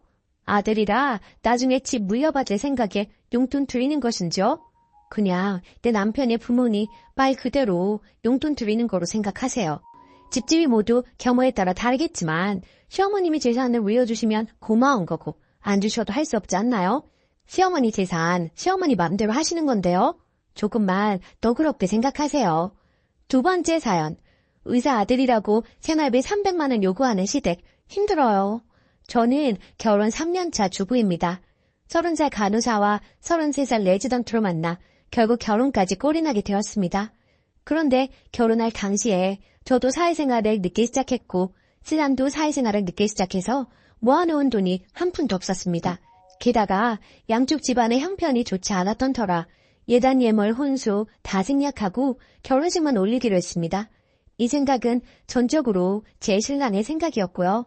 그렇게 결혼을 하고 신랑이 전문의를 따면서 신랑 앞으로 대출을 받아 34평 아파트를 한 채 장만했습니다. 거의 대출을 이용해 아파트를 분양받은 셈이 되겠네요. 그리고 남편의 연봉이 8,500인데 전문직이라 세금이 꽤 많이 떼이는 편입니다. 참고로 저는 신랑의 권유로 일을 그만두고 2세 계획에 전념해 있는 상황이고요. 전적으로 신랑이 받아오는 월급으로 생활하고 있는데요. 그 월급의 50% 이상은 대출 상환금으로 나갑니다. 원금 플러스 이자 포함해서요. 그리고 집을 사면서 승용차까지 사서 할부금이 나가고 있는 상황이고요. 거기에 각종 보험, 세금, 생활비, 적금 등등 게다가 신랑 의대 다닐 때 학비 대출받은 거 장기를 받아서 아직도 남아있습니다. 그거 다 떼고 나면 100에서 150 정도가 남습니다. 그리고 제 신랑의 계획은 시댁의 용돈 70만 원, 저희 친정에 70만 원 이렇게 드리려고 했었다고 합니다. 그런데 저희 친정 같은 경우에는 넉넉한 형편은 아니지만 아버지가 공무원이셔서 두 분 먹고 사시는 데는 지장이 없기에 저희 형편에 맞춰 용돈을 30만 원으로 줄이자고 했고 얼마 전까지만 해도 우리 집 30만 원, 시댁 70만 원 이렇게 용돈을 드리고 있었는데요. 이번 시어머님 생신 때 시어머니께서 저희 신랑을 안방으로 부르시더니 다른 의사 가진 부모님은 예단에 지참금까지 받는다던데 우리들은 뭐냐? 그런 거 하나 받은 거 없고 완전 꽁으로 결혼을 했어. 용돈이라도 한 달에 300만 원 줘라. 그래야지 원 이거. 저희 신랑도 월급 받으면 뻔히 어디로 들어가는지 잘 알고 있었기에 착잡했었고요. 그리고 이번 달 시부모님 용돈 보내드리던 날짜에 도저히 300을 맞출 수가 없어서 일단 100만 원을 보내주었더니 다시 저희 통장으로 재송금을 하셨더라고요. 그걸 알게 된 신랑. 화가 났는지 바로 시댁으로 전화를 하더라고요. 유목조목 설명시켜 드리더라고요. 앞으로 연봉 협상이 더 잘 되면 그때 300으로 용돈 드리겠다고 사정 아닌 사정을 하고 이해를 시켰고요. 그런데 그 후부터 시부모님들의 태도가 180도 달라지셨습니다. 한날은 시댁에 가서 TV를 보고 있었어요. 참고로 시댁과 우리 집의 거리는 승용차로 2시간 30분이 걸립니다. 그래도 한 달에 한 번 이상은 꼭 가려고 노력하고 있고요. 그런데 TV 보시면서 시어머니께서 하시는 말씀이 저 들으라는 듯이 원래 집안의 경제는 여자가 조정하는 건데 저렇게 여자가 돈을 쥐고 있으니 시댁 식구들한테 돈을 쓸 리가 없지 하시면서 마구마구 비난을 하시더라고요. 그리고 동서가 고구마를 구워왔는데 저한테는 먹어보라는 말 한마디를 안 하시더라고요. 너무 섭섭해서 눈물이 나올 지경이었습니다. 그렇게 섭섭한 마음으로 뒤로 한 채 혼자 운전을 하고 집에 가는 차 안에서 눈물이 주룩주룩 흐르더라고요. 그렇지만 사실은 신랑한테는 말할 수 없었고 저 혼자 삭혔습니다. 신랑이 알게 되면 속상해할 테고 신랑 성격에 분명 시부모님들께 한마디씩 할 것 같아서요. 그냥 저 속으로 삭혔습니다. 그리고 이렇게 글을 올려봅니다. 정말 시댁과의 갈등이라는 게 한번 골이 생겨버리니 돌이킬 길이 없다는 것 같다는 생각이 드네요. 이 마당에 적금을 깨고 생활비를 줄여가며 300만 원이라는 용돈을 드려야 할지 아니면 계속 이런 냉전의 상태로 지내야 할지 자식된 도리를 잘하고 싶었는데 무리한 것을 요구하시니 너무 힘이 듭니다. 마음이 정말 답답하기만 합니다. 후기 댓글이 얼마나 달렸을까 생각하며 한참 만에 들어와 봤는데 정말 감사합니다. 그리고 얘기가 길어질까봐 결혼할 당시 상황과 제가 현재 쉬고 있는 부분에 대해서는 설명을 거의 하지 않았는데요. 그 때문에 오해하시는 분들이 계신 것 같다는 생각이 드네요. 우선 제가 결혼할 당시에 혼수와 예단 그리고 신랑 측에서 해주기로 한 예물 다 생략했다고 말을 드렸었는데요. 이야기하자면 너무나도 길지만 최대한 줄여서 얘기를 해보자면 저희 아버지가 공무원이시긴 하시나 어머니께서 꽤 오랜 투병 생활을 하셨던지라 집안 형편이 많이 좋지 않았습니다. 물론 직원에 완쾌되셨고 형편도 어느 정도 자리를 잡은 상황이고요. 하지만 그때 당시 저는 아무것도 가진 것도 없는 데가 무슨 결혼이겠느나 싶어 일단 결혼은 포기하고 살고 있었습니다. 그러던 중에 지금의 신랑을 알게 된 것이고요. 그때 당시 제 신랑 끊임없이 저에게 다가왔고 제 마음 잡으려고 고생 많이 했던 사람입니다. 그럼에도 그런 신랑의 마음 저는 받아줄 수 없었고요. 저의 못난 현실 때문에요. 그런데 그런 사정을 다 알게 된 신랑이 저를 다 이해해주고 감싸주더라고요. 그렇게 그 사람의 진심이 통했고 결혼에 꼴이 나게 된 것입니다. 그렇게 처음부터 저의 사정을 알고 있었던 신랑은 결혼하기 전부터 혼수, 예단, 지참금, 예물까지 다 생략하자고 했었고요. 그 부분에서 굉장히 주관이 뚜렷했습니다. 반면에 저는 그래도 기본적인 것은 빚을 내서라도 해가야 한다는 주의였던지라 쉽사리 받아들이기 쉽지가 않았지만 신랑이 시부모님들께 허락까지 받은 상황이었고 시부모님들 또한 그렇게 하자며 의견을 내주셔서 저희는 정말 감사하던 마음으로 따라가게 된 것이었고요. 물론 그게 시부모님들의 진심이 아니라는 것은 나중에 알게 되었지만 말입니다. 그리고 제가 일을 하지 않고 있는 부분은 얼마 전 아이를 가지기 위해 산부인과에 가서 검진을 해보니 모든 게 정상이긴 하지만 육체적, 정신적인 스트레스는 아기를 갖는 데 있어서 나쁜 영향을 미칠 거라고 하더라고요.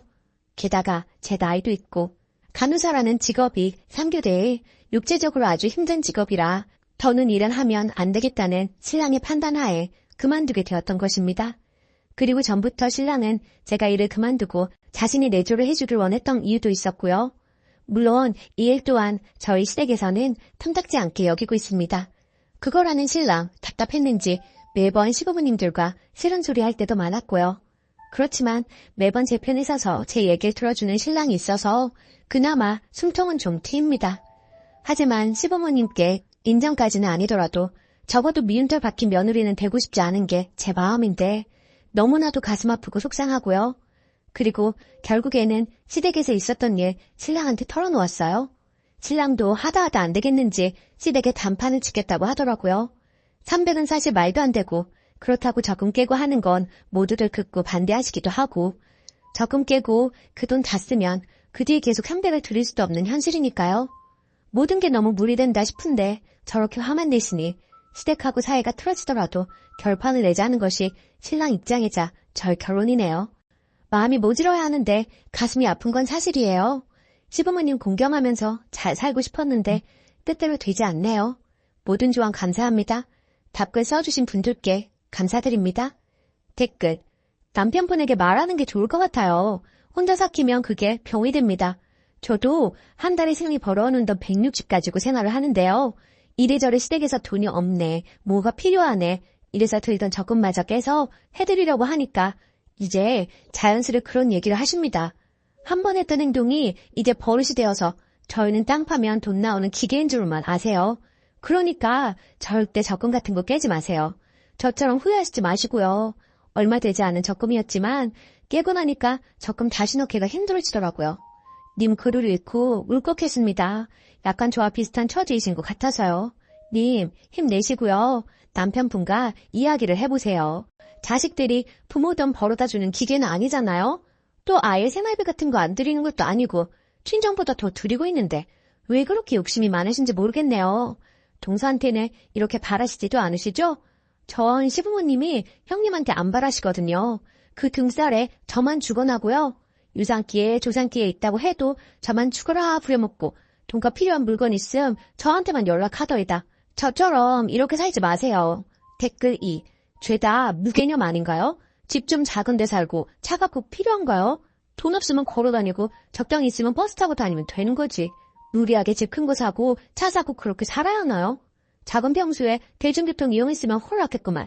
그리고 우리 부모님은 내가 돈 드려도 도로 주시면서 항상 하는 말이 돈 줄 생각 말고 돈 빌리거나 오지 말라고 그러시면서 돈 가져오지 말라고 하던데 그 시댁은 진짜 개념이 없네요. 오늘의 사연은 여기까지입니다. 안녕하세요. 속상한 일들 좀 시원하게 이야기하고 싶어서 이곳까지 오게 되었네요. 저는 시어머니가 한 말 때문에 가끔 속상해서 잠을 못 자는 며느리입니다. 저는 현재 30대 후반으로 올해 초 기다리던 임신을 하게 되었어요. 주위에서 임신은 하늘이 내린 선물이라며 힘들게 아이가 생긴 친구들이 있었지만 사실 그게 제 일이 될 줄은 몰랐죠. 매번 병원 다니고 주사 맞고 하는 게 정말 쉬운 일이 아니더라고요. 몸과 마음이 고되고 지쳐갈 무렵 생긴 아기라 더 소중하고 기뻤습니다. 그런데 임신 26주부터 계속 피가 비쳐 병원에서 움직이지도 말고 집에만 있으라는 말을 듣게 되었고 정말 집 밖에는 나가지도 않고 누워있는 생활이 지속되었습니다. 결국 나중에 고위험 산모실에 2주 동안 입원해 자궁수축 억제제를 맞고 버텼으나 약물 부작용과 조기 진통으로 33주 되는 날 응급제왕으로 출산하게 되었어요. 뭐든 자연스러운 게 좋은 것인지 그래도 출산하는 것보다는 수술이 쉬울 거라고 생각했는데 공포 그 자체였어요. 수술 깨고 나서도 제가 계속 헛소리하면서 눈물만 흘렸다고 하더라고요. 하지만 제 건강보다 중요한 건 아기였습니다. 아기는 출산 직후 인큐베이터에 들어가게 되었고 많은 걱정 속에 약 한 달간 인큐에 있다가 태어나게 되었어요. 한편 시어머니는 올해 초 유방암 초기 판정을 받은 상태셨어요. 바로 선항암 수술을 받았으며 아기를 출산할 때쯤에는 방사선 치료를 받고 있는 중이었습니다. 그런데 문제는 출산 후 시어머니의 잦은 전화와 통화 내용으로 제가 엄청나게 스트레스를 받게 된 것입니다. 응급제왕한 다음 날 저에게 수고했다는 말도 없이 아기의 상황을 물어보시더니 아기가 엄마 목소리 갑자기 못 들어서 무서워할 것 같다. 매일 네가 가서 목소리라도 들려줘야 하는 거 아니니? 하시더라고요. 신생아 중환자실에서 아기 면회 안 된다는 거를 여러 번 설명해도 이해를 못했어요. 그리고 아기가 집에 오고 나서는 거의 2달간 2, 3일에 한 번씩 전화했는데 주로 가족 단톡방에 보낸 아기 사진을 보고 요즘 육아 방식에 맞지 않는 이상한 지적들을 계속해서 하셨어요. 정말 사진 보내기 싫을 정도로요. 이를테면 아기 사진 보내면 뜬금없이 아기 양말 신겨라, 발 시렵다, 애 감기 걸려. 또 애가 젖병을 들고 있으면 분유 먹이지 마라, 엄마 모유를 먹여야 건강한 거야. 안 그래도 일찍 나온 애 네가 관리를 잘해야 하는 거다 하시기도 하고 백태를 거지에 요구르트를 묻혀서 닦아봐라 등등 얘기하셨어요. 그런 말들을 아기를 키워본 선배로서 하실 수 있는 말이라고 100번 이해해도 그 뒤에 시어머니 본인의 하루 일상 이야기, 음식 잔소리 등을 최소 30분, 최대 1시간 통화로 얘기하시니 너무 지치더라고요. 저는 당시 아기가 신생아라 3시간에 한 번 수유하고 모유랑 분유 혼합수유 하던 시기라 진짜 3시간에 한 번씩 쪽잠 자서 너무 힘들었거든요. 진짜 울고 싶은 상황이 여러 번 있었는데 그래도 시어머니가 투병 중이라 마음을 상하게 하고 싶지 않았고 조산을 경험하지 못하고 신생아 육아에 대한 기억이 오래돼서 가물가물하신가 보다라고 생각하고 이해하기로 했어요. 조산 과정과 제 심정, 육아가 녹록지 않은 상황을 디테일하게 2-3번 설명하면서 이해시키려고 노력했습니다. 근데 어느 날 아기의 병원 정기검진 날에 전화가 와서 통화하는데 시어머니가 아니, 아기가 왜 이렇게 자주 병원에 가냐? 하시고 물으시더라고요.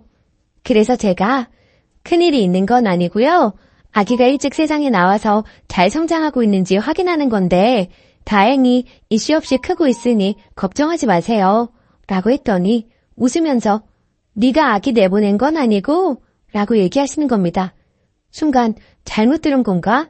했는데 다시 웃으면서 아기는 엄마 뱃속이 좋아서 더 있고 싶었는데 네가 내보낸 거 아니니? 라고 얘기하셨어요. 그 뒤로 마음이 너무 상하고 슬프기도 하고 화나기도 하고 전화 끊고 나서 남편에게 이 이야기를 했고 남편도 너무 충격받고 미안해 하더군요. 그 뒤로 저는 정신건강을 위해 시어머니랑 거리를 둬야겠다고 생각하고 부재중 답 전화도 안 하고 가족 단톡방을 보지 않았습니다. 그랬더니 시어머니가 남편에게 제가 왜 그러냐고 물었고 화가 난 남편이 한 소리를 했더니 시어머니와 아휴 걔가 그렇게 말하디? 나는 그냥 며느리한테 농담한 건데 걔가 좀 예민한 것 같다. 뭐 내가 악의적으로 그런 말을 했겠어? 농담으로 한 거지 하셨다네요.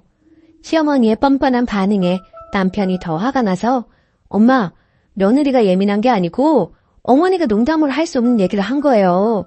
안 그래도 우리가 아기 일찍 낳았을 때 얼마나 마음이 아팠는데 그리고 며느리는 몸도 마음도 얼마나 힘들었다고요. 그런 말 농담이라고 하시면 안 되죠. 하고 뭐라고 하면서 아내한테 함부로 하지 말라고 얘기했다네요. 그제야 시어머니가 알겠다고 반응하셨대요.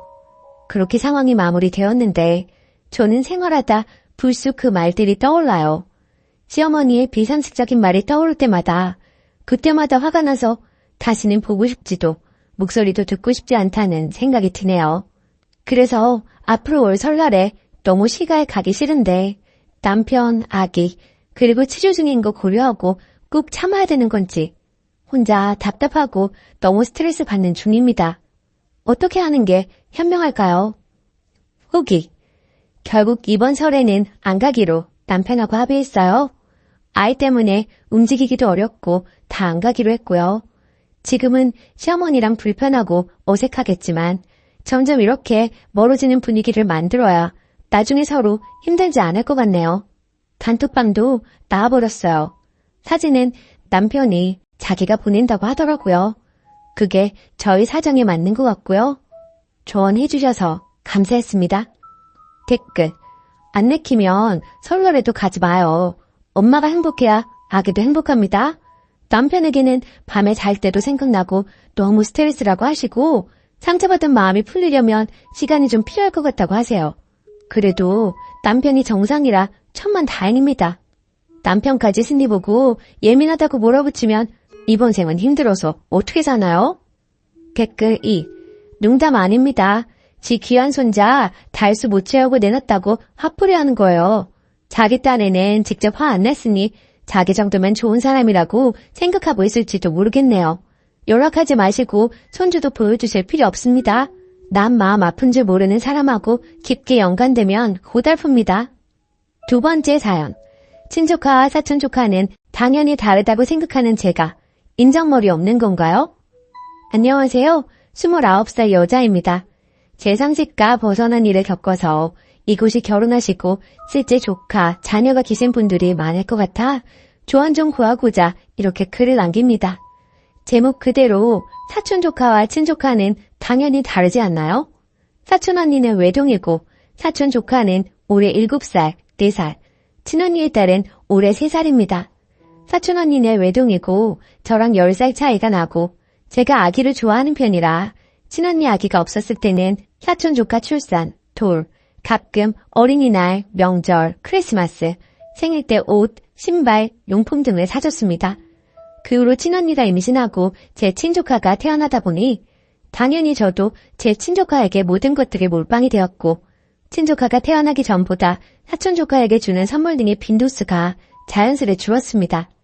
운 좋게 좋은 직장에 다녀서 또래보다 좋은 연봉 받고 복지 좋은 회사 다니고 있어 조카에게 사주는 선물이 개수도 가격도 조금은 높고 시간도 많이 보내고 있습니다.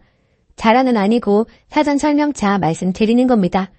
그리고 제가 일주일 전에 영국으로 출장을 다녀왔는데 버버리 유아 제품이 한국보다 저렴해서 내년에 입을 트렌치코트, 치마 등을 조카 크리스마스 선물 기념으로 사왔습니다. 어제 부모님, 언니 부부랑 저녁 먹기로 해서 본집에 갔더니 사촌언니 부부, 이모가 저녁 약속 전에 시간이 남아 오랜만에 들렀다고 집에 있었어요. 엄마나 언니도 제가 버버리나 다른 장난감 가져올지를 모르고 따로 연락을 안 해줬기에 제가 쇼핑백이랑 장난감을 양손에 들고 나타나니 뭐야? 라고 해서 친조카 선물이다 하고 출장 간 김에 샀다 하면서 작은 방에 넣어놨고 그 자리에서 보여주고 예쁘지? 뭐 이러면 좀 그렇고 재수없을 것 같아서 이모네 식구들 있을 때는 열어보지도 않았습니다. 근데 사촌언니가 내 거랑 우리 애들 건 없어? 이러길래 이건 나도 비싸서 못 입어 하면서 장난질에 넘겼는데 저만 장난이고 사촌언니는 장난이 아니었나 봐요. 오늘 카톡으로 아무리 사촌 조카랑 친조카 다르다고 해도 돈도 잘 버는데 버버리가 아니라도 우리 애들도 크리스마스인데 장난감 하나라도 사줄 수 있는 거 아니야? 만약 준비 못했으면 기분 좋게 용돈이라도 조금 한 번 줄 수 있는 거 아니야? 라고 메시지가 왔더라고요. 저로서는 어이가 없어서요. 퍼부으려다가 엄마랑 이모 사이 생각해서 언니랑 이모 애들 있는지 몰랐다. 그리고 버버리는 나도 영국 간 김에 산 거고 사실 그동안 내가 언니네 애들 사촌 조카 치고는 돌, 생일 등등 챙길 만큼 챙겼고 우리 언니도 뭘 해주면 고맙다고 하지 당연하게 바라지 않아. 이랬더니 돈 잘 벌고 좋은 직장에 능력도 있는 줄 알았더니 이런 것도 사촌이라고 제거했던 거니? 어쩌고 하길래 저도 못 참고 언니는 나한테 뭘 해줬길래 당당하게 바라는 거야? 내가 공부하고 시험 보고 회사 좋은 곳 간 거 내가 내 능력으로 간 거지. 언니가 나한테 축하한다는 그 말 제외하고 나한테 뭐 해준 거 있어? 내가 열심히 해서 얻은 결과에 대해 왜 모임 칭찬하려고 하는데. 그리고 나 땡땡이한테 지금 해주는 거 신영부한테 받은 고마움 갚는 거다. 나 시험 합격하고 취업했을 때 고생했다며 가방 사주고 생일 때 뭐 사주고 했는데 내가 받은 게 있으니까 갚는 거지. 그냥 무조건적으로 봉사하고 퍼주는 게 아니야. 그리고 설사 내가 내 언니한테 무조건적으로 봉사한다고 해도 언니한테 이렇게 설명할 필요도 없고 라고 하니 그래 너 잘났다. 언제까지 그렇게 잘나는지 한번 볼게. 이러길래 그냥 차단하고 씹었습니다. 같이 욕해주세요 이런 의도 아니고 제가 센스가 좀 없었던 건가요? 사촌언니 큰딸은 내년에 학교 가니 가방이라도 사줘야겠다고 생각하고 있었는데 얘한테 그러면 안 될 수도 있지만 그 생각도 싹 사라지고 정 떨어져서요. 추가. 어제 글 올리고 댓글 달아주신 거 오늘 아침에는 읽을 수 있는 개수였는데 지금은 아침보다 더 많은 댓글이 달렸네요. 먼저 소중한 의견 감사합니다. 그리고 오춘조카라는 거 촌스로는 아는데 하도 사촌조카 사촌조카 하다 보니 글이 이렇게 적었는데 앞으로는 확실하게 오춘조카라고 하려고요. 왜 그동안 선물을 많이 해줬느냐 하는데 사촌언니 아이들을 이모가 봐주고 있고 엄마랑 이모가 사이가 좋고 집도 가까워 서로의 집 막내가 잦았습니다. 그러다 보니 저희 엄마도 저도 자연스레 사촌언니 자녀에게 정이 쌓이고 예뻐해서 자발적으로 사준 거고 사실 엄청나게 많이 자주 무엇을 사주지는 않았습니다. 저도 눈치가 있고 어마어마한 명품 선물도 아니고 겨우 버버리 가지고 자랑하는 건 없어 보인다 생각해서 만약에 사촌